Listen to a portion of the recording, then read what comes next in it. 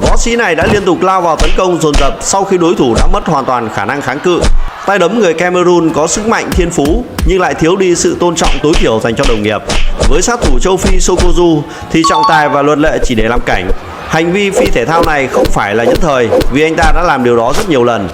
Dường như không ai có thể ngăn cản con quái thú này cho đến khi va phải Sergei Kharitonov, cựu quân nhân thuộc lực lượng đổ bộ đường không Nga, một trong những huyền thoại MMA hạng nặng bền bỉ nhất thế giới. Võ sĩ người Cameroon đã chủ động tấn công, tiếp cận trực diện và hầu như không có bước thăm dò. Sokozu nhắm tới việc thiết lập lợi thế áp đảo ngay từ đầu, nhưng anh ta đã gặp phải một hòn đá tảng thực sự.